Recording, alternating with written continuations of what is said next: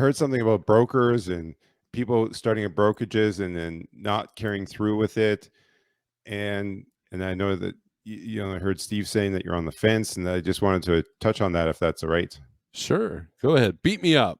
I'm not going to beat you up. I'm going to beat up the concept. Like, so this fellow that is called you and offering you to take over his bond. He's a really good friend. Yeah. So, no, I'm not going to come down on him. Oh, okay. I believe that all the steps he's done has been accurate because Adam can assure that, right? He knows he's created, he has a carrier, brokerage, all that good stuff. Mm-hmm. Mentorship and persistence. Because think about it.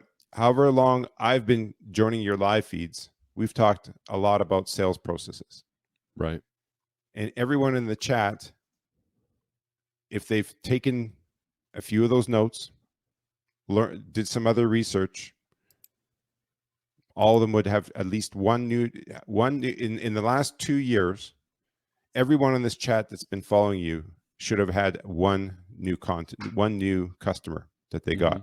Yeah. But sales is harder than it's perceived. Right. So that's the point. So getting out from behind the truck. Oh yeah, I'm going to get my own direct shippers. Well, we seen that. We seen it during the good times when no one was complaining. They're just enjoying the good times. And then when the rates started going down, we saw all the complaining about broker transparency. We see all the complaining about the rates are down and that the brokers are holding all the cash. But no one talked about, there's a couple, I shouldn't say no one. There's a couple people out there in the YouTube worlds that did talk about making some connections. But the point is, you have to, if you're going to get into the sales game, whether as a carrier, getting your own direct customers, or as a broker, sales is way harder than you believe. If you've never done it before with no one to coach you and mentor you, it's because it's an emotional roller coaster. You start out thinking, okay, I'm going to get out there. I'm going to get these customers. Everyone talks about it, so I'm just going to go out and do it. Well, you call a company. Well, we're kind of busy right now, because you know that they have freight, but you call them up and it didn't go as you thought. So, okay, you call the next and the next. By the end of the day, you're like, what's going on here? I got 10 years driving experience. I know this industry. Why can't I talk to people? And that's why I was saying is if like for yourself, Steve, I know you've been on the fence about the starting. I wouldn't wait to get to the level where you're making an income to run a family. Mm-hmm. It's not happening in 3 months.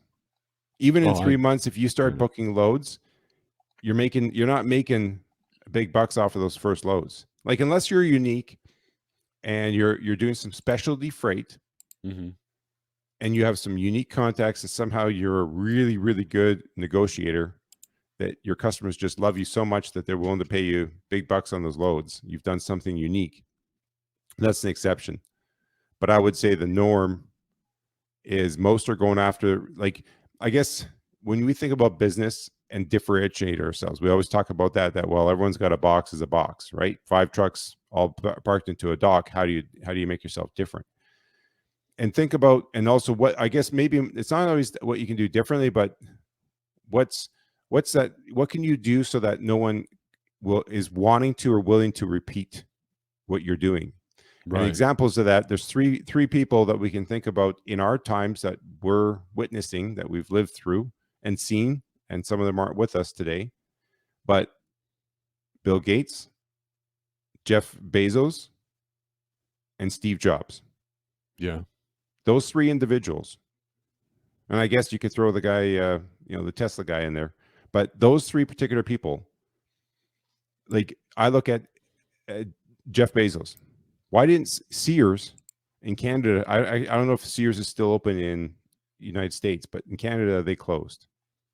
And Sears, we all grew up with the Sears catalog, right? Right. You always had to pick something on the page, even if you didn't want that walker. You had to pick one of those walkers, right? You're with your friend flipping through the pages, and you always had to pick something off that page.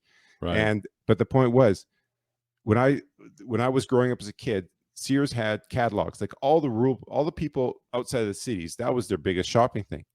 So they had an audience. They couldn't figure out how to do what Jeff Bezos did with Amazon. They had the distribution, they had the stores all around North America, and as we saw, we know what's happening with the malls, that people are going less and less. They could have cut half of those in and turned each one into a distribution center, but did they? They didn't. Right. And when I grew up, there was a company called Consumer Distribution. It was very similar to Amazon. You just went in there, you wrote down the stuff you wanted, you gave it to the person, they brought your stuff from the back to the front.